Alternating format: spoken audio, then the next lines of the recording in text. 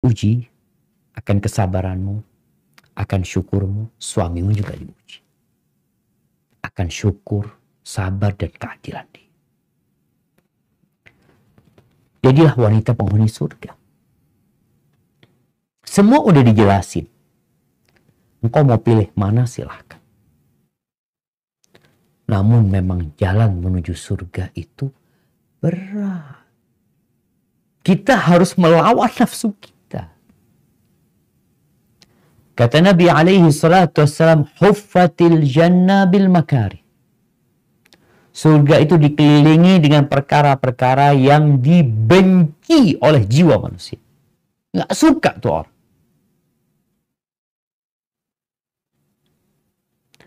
Wa huffatin nar bisyahwat. Neraka dikelilingi dengan perkara-perkara yang disukai sama syahwat. Orang kalau berpikir antara menikah lagi dengan dia berzina, dia berpikir aku punya nafsu, aku salurkan kepada pezina, bayar sekian, selesai udah. Daripada aku menikah, ruwet, harus kasih nafkah dia, harus ketemu sama orang tuanya, belum aku nanti ribut sama istriku, ada keributan. Ada satu hal yang berat, tapi itu jalannya syar'i. Berzina memang bayar selesai, besok kau ganti perempuan lagi, engkau bisa menikmati mungkin 100 wanita, na'udzubillah min dzalik. Tapi itu diharamkan.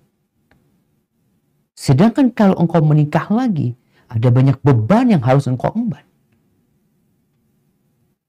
Namun inilah jalan yang syar'i. Maka kalau wanita ingin menjadi penghuni surga, simak hadis Nabi alaihi salatu wassalam. Hadis riwayat Imam Tabrani dan Imam Nasa'i dari Anas bin Malik, dari Abdullah bin Abbas, dari Ka'ab bin Ujrah, bahwa Nabi alaihi salatu wassalam mengatakan, ala ukhbirukum binisaikum fil jannah. Kalian mau nggak aku kasih tahu istri-istri kalian di surga? Kullu wadudin walud. Semua wanita yang pengasih dan subur. Masya Allah, ini perempuan penuh cinta dan kasih. Ada perempuan yang suka marah-marah ya. Ada perempuan-perempuan yang kasar. Ini perempuan lembut, penuh cinta dan kasih sayang. Subur, banyak anaknya dia. Idza ghadibat. Dan dia punya sifat yang ketiga nih. Perhatikan. Kalau dia sedang marah. Au usi'a ilaiha. Atau dia yang disakiti. Au ghadiba zawjuha. Atau suaminya yang marah. Apa yang dilakukan perempuan ini? Kabur dari rumahnya. Mengambil barang-barangnya. Nabi SAW mengatakan, qalat, dia akan mendatangi suami. Mungkin lagi ribut, kemudian dia berpikir, ya Allah, dia ingin menyelesaikan masalah itu. Bukan dia melupakan kebaikan suaminya, tapi malah dia ingat kepada kebaikan suaminya, dan dia berusaha untuk mempertahankan rumah tangganya. Dia datang kepada suaminya. Dia meletakkan tangannya di atas tangan suaminya. Hadhihi yadi fi yadik. Ini tanganku di tanganmu. La aktahilu bi ghumdin hatta tarda. Aku tidak akan memejamkan mataku sampai engkau ridha sama.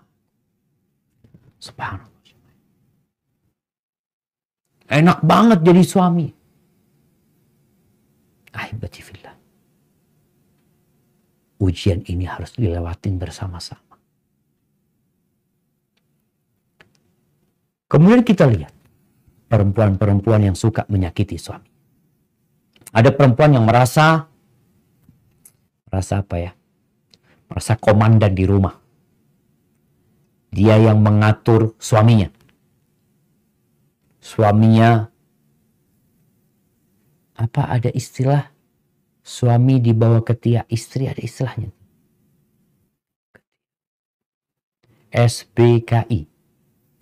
Ya, SBKI apa Anda baca? Ada perempuan yang merasa dia itu sukses. Tunggu dulu. Sukses di mana enggak? Di hadis Mu'adz bin Jabal radhiyallahu taala anhu, Kata Nabi alaihi salatu wassalam, la tu'dhi imra'atun zawjaha fid dunya. Tidaklah seorang wanita menyakiti suaminya di dunia. Baik menyakiti dengan ucapan, dengan perbuatan.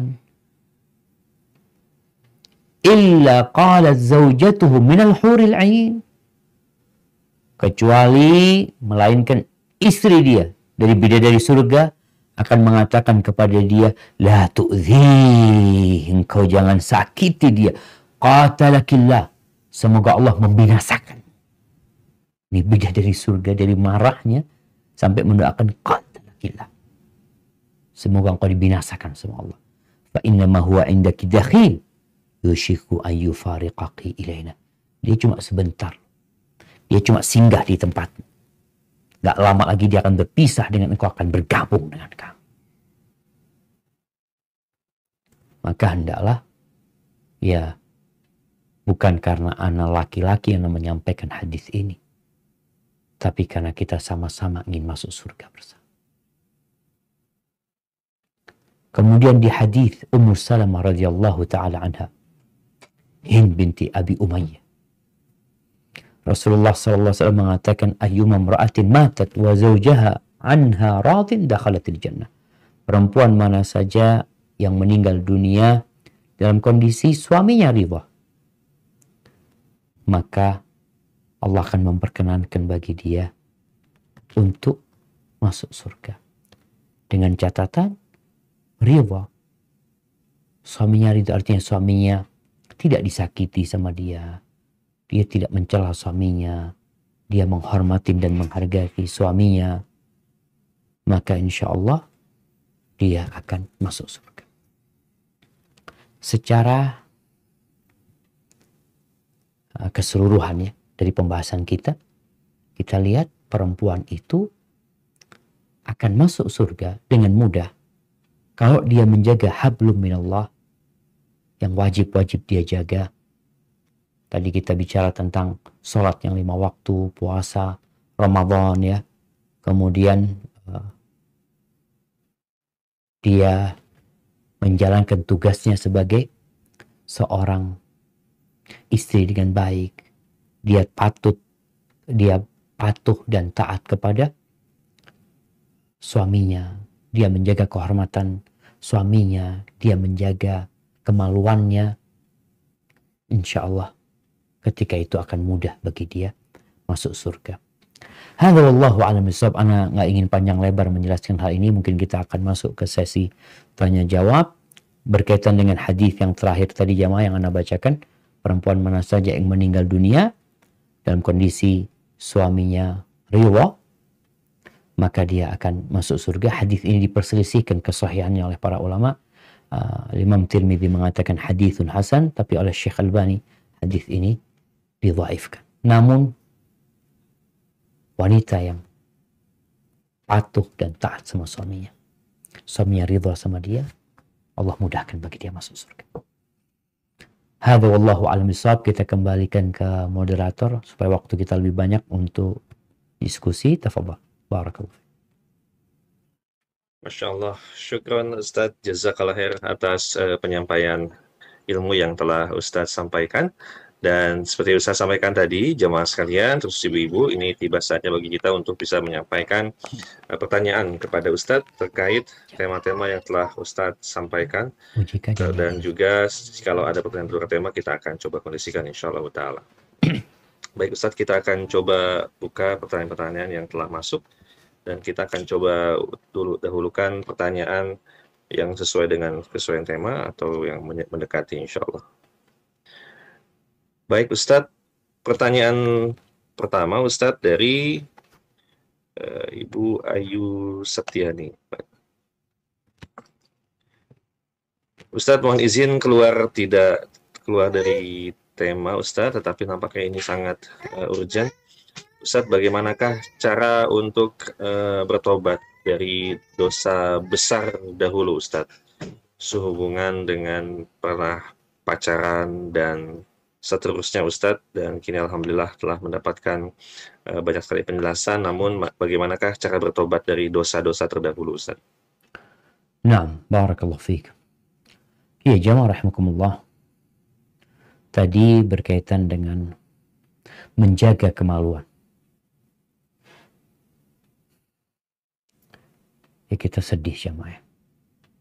Ketika membaca data di mana anak-anak SMP, SMA, remaja-remaja secara umum dikatakan 63,7% sudah nggak gadis lagi. Mereka udah berzina. Pintu zinanya adalah pacaran. Pintu zinanya adalah dikumpulkannya mereka, laki-laki dan perempuan di satu tempat. Mereka pergi di tempat yang bercampur baur laki dan perempuan. Yang sebagian orang berpikir, enggak akan ada nafsu ini itu macam-macam. Kata siapa? Ini buktinya. Sampai ada mengatakan darurat seks bebas Indonesia. Di masa lalu dan di masa sekarang lebih parah lagi. Terus bagaimana cara bertobat? Maka penuhi syarat-syarat tobat. Engkau kenali mana dosa-dosamu. Satu persatu dosamu. Yang engkau ingat yang dosa besar. Engkau sesali. Engkau tinggalkan, bertekad untuk tidak. Dan memperbanyak amal soleh. Terus bertobat. Kemudian juga kalau engkau menunda tobat. Ada orang kan nanti aku tobatnya insya Allah. Insya Allah nanti kalau udah menikah, nanti kalau sudah punya anak, nanti. Maka itu pun perlu engkau tobati juga. Jadi tobat dari melakukan dosa besar dan tobat dari menunda tobat dari dosa besar. Hadza wallahu a'lam bissawab. Baik Ustadz, pertanyaan berikutnya Ustadz terkait dengan yang pertanyaan tadi Ustadz. Alhamdulillah syahwat ini sesaat lagi akan menikah lewat jenjang ta'aruf dan sebagainya Ustadz. Masih terbayang Ustadz dosa di masa lalu, apakah perlu disampaikan tentang kondisi masa lalu atau apa cukup ditutup Ustadz? Barakallahu fikum mahibbati fillah. Yang lalu biarlah berlalu. Nggak perlu cerita. Aku pernah melakukan dosa ini, dosa itulah. Yang jelas dia menikahimu dalam kondisi engkau sekarang sudah baik. Engkau sekarang sudah bertobat. Dan dia sebelum menikahimu tentunya dia akan cari tahu tentang engkau. Ketika dia menerima engkau apa adanya, ahlan wa sahlan. Tapi kadang-kadang ada laki-laki yang nggak mau setelah tahu backgroundnya, dia cari tahu dari sini sana, kemudian dia nggak jadi, ya sudah berarti dia nggak mau. Tapi ketika dia mau menerimamu, setelah dia mencari tahu tentang engkau, cukup. Jadi nggak perlu dibongkar lagi kesalahan-kesalahanmu. Dan dia pun juga mungkin punya masa lalu yang kelam. Kemudian dia juga hijrah. Engkau pun juga nggak perlu tahu. Sampaikan kepada dia, ketika nanti menikah, kita mulai lembaran baru. Kita tutup buku lama, kita bertobat kepada Allah Azza wa Jalla. Kita bersama-sama bergandengan tangan menuju ke surga Allah Azza wa Jalla. Untuk melakukan ketaatan, melaksanakan perintah Allah dan menjauhi larangannya. Hadza wallahu a'lam bissawab. Hamil anak pertama dan anak kedua Ustaz. Nah yang kehamilan pertama saya belum bayar fidyah itu gimana Ustaz? Apakah masih bisa dibayarkan fidyahnya saat ini?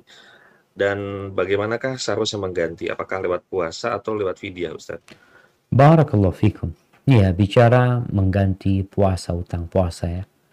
Karena tadi Nabi SAW menyebutkan apabila perempuan sholat yang 5 waktu, puasa Ramadan. Sempurna puasa Ramadan, dia taat sama suaminya, menjaga kemaluannya, baru diperkenankan masuk surga dari pintu mana saja. Gimana dengan yang punya utang? Maka dia wajib membayarnya. Adapun orang yang meninggalkan puasa karena dia hamil atau karena dia menyusui, maka ada 2 pendapat para ulama secara umum. Yang pertama mengatakan dia wajib mengganti. Yang kedua dia cukup bayar fidyah saja. Yang mengatakan wajib mengganti, ada yang mengatakan wajib mengganti puasa plus bayar fidyah. Cuma Ana melihat setelah Ana mengkaji pendapat mana sebenarnya yang lebih kuat, pendapat jumhur ulama yang mengatakan dia wajib mengganti puasanya, bukan bayar fidyah. Ya memang ada pendapat, ada riwayat dari Abdullah bin Abbas atau Abdullah bin Umar. Tapi pendapat jumhur ulama mengatakan dia wajib membayar puasa dengan mengganti puasanya. Kenapa Allah Azza wa Jalla menyebutkan di dalam Al-Quran Karim ada dua kondisi orang. Kondisi pertama, orang ini tidak mampu berpuasa. Lah sekarang, wala besok, wala bulan depan, wala tahun depan. Orang yang sudah sepuh, yang udah tua renta, yang memang udah nggak mampu. Kondisinya dia harus minum obat tiap berapa jam. Kalau dia puasa, dia akan semakin lemah dan akan menyebabkan sakit. Yang seperti ini bayar fidyah. Kondisi kedua adalah kondisi orang yang tidak mampu puasa dengan alasan sementara. Alasannya apa? Sedang sakit sekarang, tapi mudah-mudahan besok sembuh. Atau kondisi orang ini sedang perjalanan. Maka yang kedua ini mengganti. Faman kana minkum maridhan aw ala safarin fa'iddatun min ayyamin ukhra. Diganti di hari-hari yang lainnya. Wanita yang hamil dan menyusui, dia itu lebih dekat kepada orang yang sakit atau musafir. Dia nggak bisa puasa karena kondisi yang temporari. Bentar lagi insya Allah selesai. Bentar lagi anaknya udah gede, ya udah kuat puasa insya Allah. Maka nasihat anak keluar dari perselisihan yang ada di antara para ulama, engkau ganti puasamu dengan puasa. Kau bisa ambil puasa Senin Kemis setahun. Insya Allah orang yang selalu menjaga puasa Senin Kemis, dalam setahun dia telah berpuasa sebanyak 88 hari. Dan insya Allah dia sudah lunas hutangnya. Hadza wallahu a'lam bishawab. Terima kasih banyak atas jawabannya Ustadz. Demikian, semoga Allah mudahkan pada umum yang bertanya. Ustadz, pertanyaan berikutnya Ustadz, mohon izin dan nasihatnya. Ustadz, bagaimanakah hukum menolak lamaran Ustadz? Yang telah datang seorang ikhwan melamar, sudah cukup mapan, agamanya baik, orangnya baik, tetapi kemudian ditolak karena alasan Ana ini masih kuliah Ustadz. Mohon nasihat dan juga solusinya Ustadz. Nah, barakallahu fiik. Ya, ahibati fillah. Sejatinya pernikahan ini berdasarkan ridha dengan ridha. Tatkala ada seorang datang meminang, ya mungkin dikatakan dia orang soleh, dia orang baik. Tapi si perempuannya belum mau. Maka nggak apa-apa dia menolak. Tapi jangan sampai alasan menolaknya itu ya tidak syar'i gitu. Kadangkala ada orang yang sudah baik, yang sebenarnya orang itu secara agama kita ridhain, ya secara akhlak kita ridhain, lalu kita tolak alasan kau menolak. Kalau tadi alasannya memang anak itu mau kuliah, ya fadl kita. Artinya anak itu memang belum mau menikah gitu. Bukan menolak karena dia nggak mau menikah, tapi memang dia belum mau menikah. Maka insya Allah nggak ada masalah apabila memang dia mengatakan ya kalau engkau memang mau, tafadhol nunggu gitu loh. Seperti ada anak yang masih sekolah yang kemudian dia ingin melanjutkan, dia memberikan persyaratan kalau engkau memang mau sama aku ya tafadhol nunggu, tapi aku mau selesai dulu sekolahnya. Jadi kembali kepada saling ridha. Karena ada perempuan yang dinikahkan sama bapaknya dengan sepupunya. Dan anak ini nggak mau. Akhirnya dia menggugat kepada Nabi SAW. Dan Nabi menerima gugatannya. Menyampaikan kepada para bapak, jangan memaksa putri-putri kalian untuk menikah. Gitu. Gadis itu diminta izinnya, janda itu diminta perintahnya. Hada wallahu a'lam bishawab. Baik, terima kasih banyak Ustadz. Dan pertanyaan berikutnya Ustadz dari Ibu Najmi. Ustadz izin bertanya, apakah memilih untuk tidak menikah lagi setelah suami wafat termasuk ketaatan terhadap suami? Dan ketika orang tua dan pihak keluarga meminta Ana untuk membuka hati, untuk mencari pasangan kembali, tetapi hati ini merasa berat dan merasa bahwa jika menikah kembali berarti saya tidak setia terhadap suami. Apakah saya salah jikalau beranggapan seperti itu, Ustadz? Karena saya merasa saya belum sepenuhnya memberikan kebahagiaan kepada suami rahimahullah dalam 2 tahun pernikahan kami dan kami belum sempat memiliki keturunan. Mohon nasihatnya, Ustadz. Masya Allah. Barakallahu fiik. Iya. Ahibati fillah. Berkaitan dengan hukum nikah ini kita tahu. Hukum nikah itu sunnah. Kadangkala bisa menjadi wajib. Kalau memang kondisinya mendesak. Baik bagi laki-laki atau wanita. Kembali kepada pertanyaan tadi. Apakah seorang wanita tidak menikah lagi itu sebagai bentuk kesetiaan pada suami? Kalau memang dia ingin bersama suaminya di surga, memang syaratnya dia jangan menikah lagi.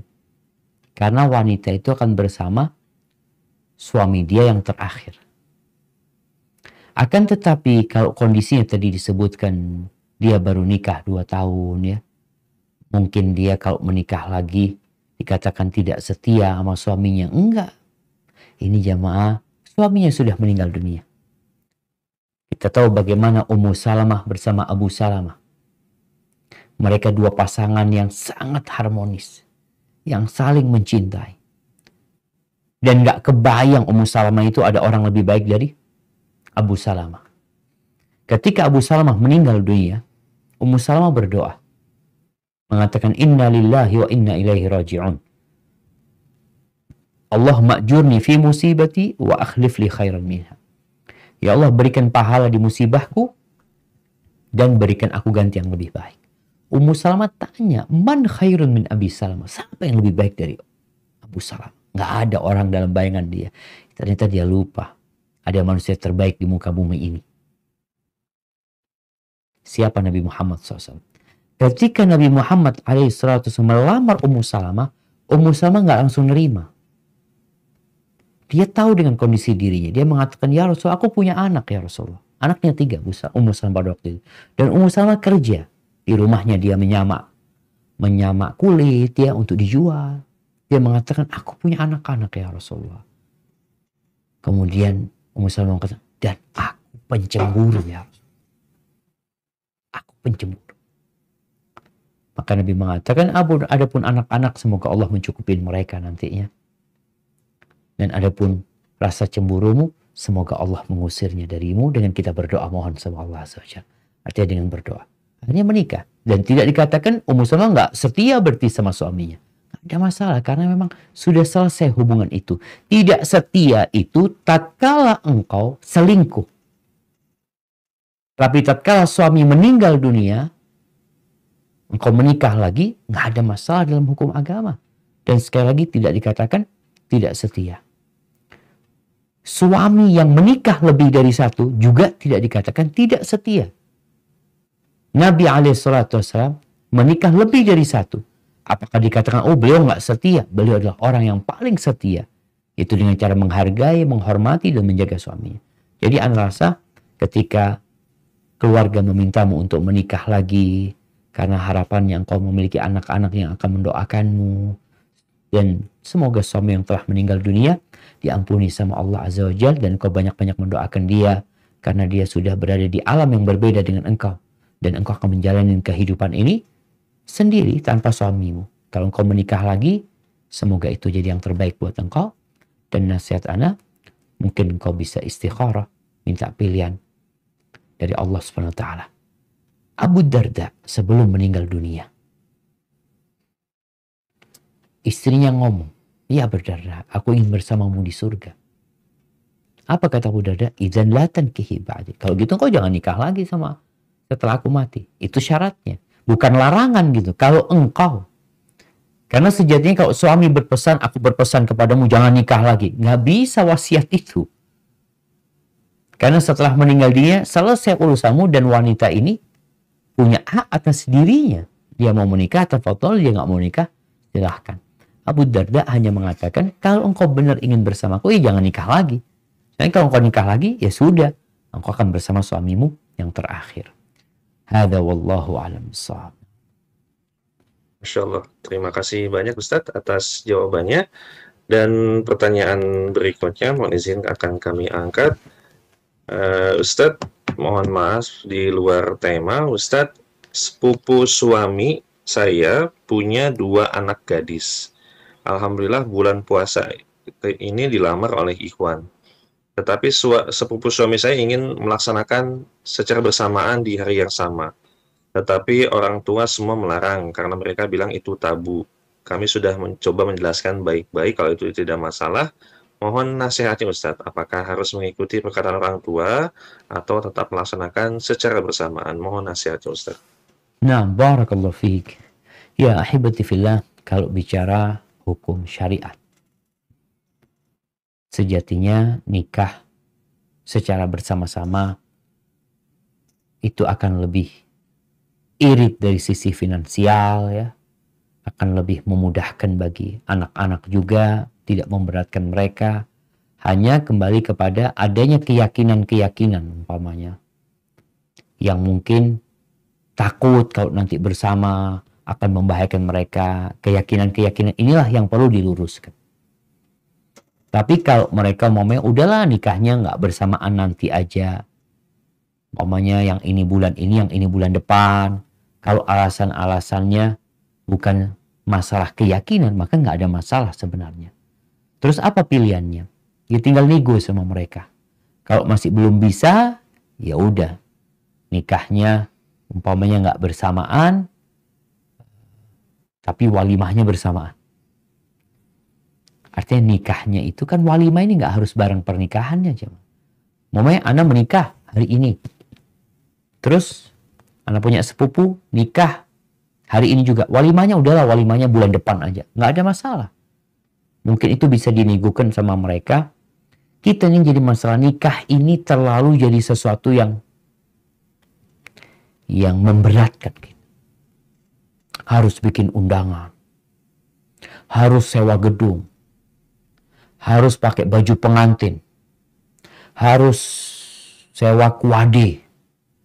Kemudian nanti ada acara foto bersama, ada perkara-perkara yang memberatkan kita. Yang kita selalu mengatakan, Islam itu agama yang mudah. Betul, Islam itu agama yang mudah. Tapi kita yang memberatkan diri kita. Sesuatu yang dimudahkan, engkau bikin repot gitu. Maka ngerasa kalau memang bisa bersama itu akan lebih indah ya. Kita juga akan memberikan contoh kepada masyarakat tentang ya mudahnya pernikahan dalam agama Islam ini. Hadza wallahu a'lam bissawab. Baik Ustadz, mohon maaf Ustadz nih terkait pernikahan juga Ustadz sekiranya akan menikahkan saudara akan menikah di bulan Muharram Ustadz, tapi kemudian ada keyakinan dari orang tuanya bahwa Muharram bulan sial dan sebagainya. Apakah kami mencoba mendakwahkan tetapi khawatir mental, tetapi kita coba menggeserkan, tapi bukan dalam rangka meyakini bahwa itu bulan haram, Ustaz, tapi dalam rangka untuk mencoba menghindari perdebatan lebih panjang. Apakah itu termasuk mengiyakan kemungkaran, apa bagaimana, Ustaz? Barakallahu fikum. Nah, ahibati fillah. Bulan Muharram ini adalah bulan, subhanallah, bulan yang dimuliakan Allah Azza wa Jal, bahkan termasuk salah satu bulan haram. Biasanya yang banyak diyakini bulan sial itu bulan Safar ya. Ada juga yang meyakini bulan Syawal. Maka tugas kita memberikan penjelasan kepada mereka. Memberikan penjelasan agar mereka faham. Kalaupun mau nikah di bulan apa saja bebas. Engkau mau, ana mau haram daripada ribut, ana nikahkan di bulan Safar. Nanti bulan Safar akan ada yang mengatakan loh, bulan Safar ini bulan sial juga loh. Bahkan di situ ada Rebu Wekasan kata mereka.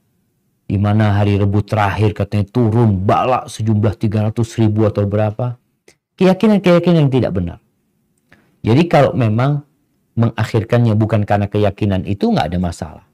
Tapi di satu sisi kadang-kala kita perlu untuk menyampaikan kepada mereka bahwasanya nggak ada masalah sebenarnya gitu. Nikah di bulan itu. Namun kalau ada hikmah di balik itu menundanya, tafadhol, nggak ada masalah insya Allah. Tapi tetap jangan sampai kita membiarkan kemungkaran kita tetap perlu menjelaskan kepada mereka perlahan-lahan. Ada yang mengatakan kok nikah di bulan ini akan cerai, nikah di bulan itu nggak akan cerai. Apalagi ada yang sampai percaya sama primbon yang lahir